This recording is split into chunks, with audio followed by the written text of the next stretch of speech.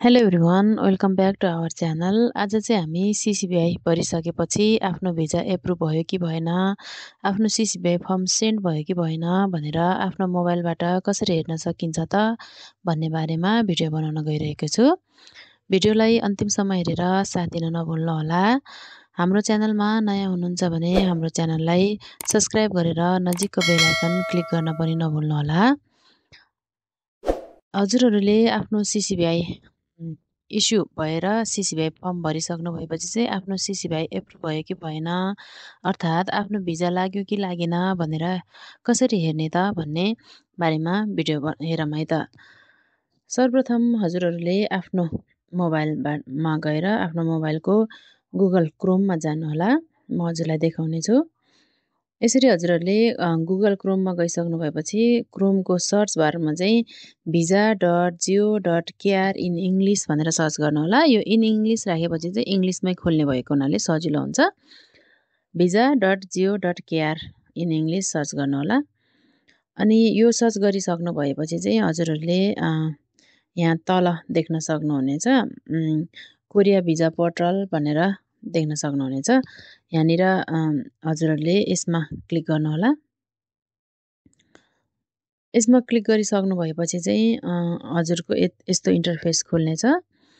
अनि यहाँनिर यस्तो इन्टरफेस खुलिसकेपछि यहाँनिर हजुरले देख्न सक्नुहुनेछ चेक एप्लिकेसन स्ट्याटस भनेर देख्न सक्नुहुनेछ।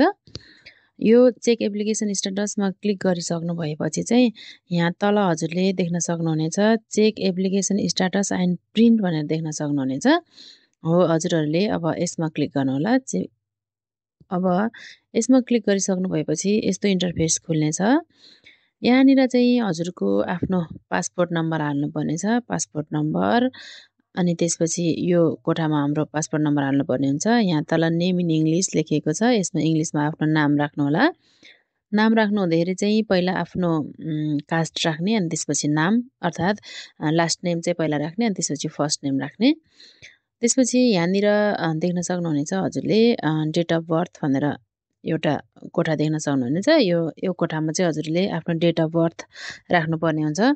डेट अफ बर्थ राख्नु हुनको लागि चाहिँ हजुरले यहाँ साइडमा एउटा सानो क्यालेन्डर देख्न सक्नुहुन्छ नि, हो यो क्यालेन्डरमा यसरी क्लिक गरेर यहाँबाट सेलेक्ट गर्न सक्नुहुनेछ आफ्नो अब कहिले हो इयर सेलेक्ट गर्ने, अनि त्यसपछि यतापट्टि मन्थ राखेको छ, मन्थ सेलेक्ट गर्ने, अनि त्यसपछि डेट सेलेक्ट गर्ने भनेर यहाँ आफ्नो डेट अफ बर्थ राख्ने।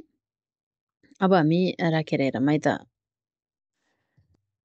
यसरी हजुरले आफ्नो सम्पूर्ण डिटेलहरू भरिसक्नु भएपछि चाहिँ यहाँनिर रहेको सर्च लेखिएको सर्च आइकनमा चाहिँ हजुरले क्लिक गर्नुहोला। यहाँनिर सर्चमा क्लिक गर्न सक्नु भएपछि हजुरले यहाँ तल देख्न सक्नुहुनेछ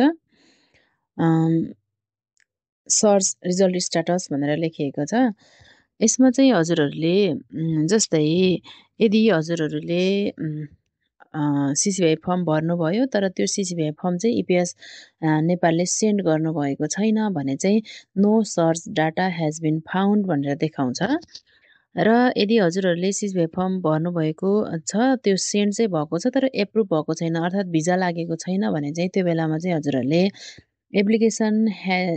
एप्लिकेसन स्ट्याटस अन्डर रिभ्यू भनेर देखाउँछ। भने यदि हजुरहरूको भिजा लागिसकेको छ भने चाहिँ एप्रुभ भनेर देखाउँछ। हजुरले यहाँनिर हेर्न सक्नुहुनेछ यो चाहिँ भिजा लागिसकेको हो। यहाँनिर हजुरहरूले देख्न सक्नुहुनेछ एप्लिकेसन नम्बरमा देख्न सक्नुहुन्छ, अनि डेट अफ एप्लिकेसन कहिले एप्लाई गर्नुभएको छ भनेर। त्यसपछि प्रपोज अफ इन्ट्रीमा वर्क देख्न सक्नुहुनेछ, एप्लिकेसन स्ट्याटसमा एप्रुभ भनेर देख्न सक्नुहुनेछ कहिले एप्रुभ भएको भनेर। एप्रुभ भएको डेट पनि देख्न सक्नुहुनेछ हजुरले। यो एप्रुभ भएको भनेको चाहिँ यो हजुरहरूको भिजा लागेको हो भन्ने बुझ्नु होला। अनि त्यसपछि अर्को छ भिजा टाइपमा सिङ्गल इन्ट्री, अनि स्ट्याटस अफ स्टे भनेर E9 अब 3 देखाएको छ। एग्रिकल्चरमा छ भने E9-3, म्यानुफ्याक्चरिङमा भने E9-1 भनेर देखाइन्छ। अनि एक्सपायरी डेट भनेर एक्सपायर डेट पनि राखिएको हुन्छ। नर्मल्ली एक्सपायर डेट चाहिँ 3 महिनाको हुन्छ।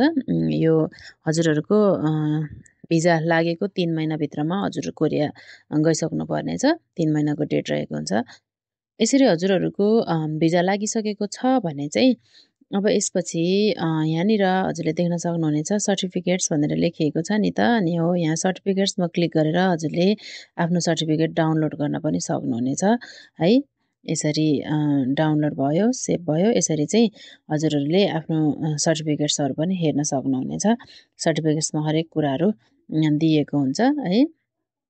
यसरी चाहिँ तपाईँले आफ्नो सर्टिफिकेट्स हेर्न सक्नुहुनेछ। यसरी हजुरको सर्टिफिकेटमा सम्पूर्ण डिटेल्सहरू भिजा ग्रान्ट नोटिस भनेर देखाइएको छ। यसरी चाहिँ आफूले आफ्नो सम्पूर्ण डिटेल्सहरू हेर्न सक्नुहुनेछ आफ्नो भिजा लाग्यो कि लागेन भनेर। यसरी नै हजुरहरूले आफ्नो भिजाको स्ट्याटस चेक गर्न सक्नुहुनेछ। भिडियोलाई अन्तिमसम्म हेरिदिनु भएकोमा धेरै धेरै धन्यवाद। हजुरहरूको फ्लाइट छिट्टै होस् भन्ने कामना गर्दछु र हजुरहरूको आगामी कोरिया बसाइ पनि राम्रो होस् भन्ने कामना गर्दछु। Best wishes for all. हाम्रो च्यानललाई लाइक, सेयर र सब्सक्राइब गर्न नभुल्नुहोला। Thank you. Good by.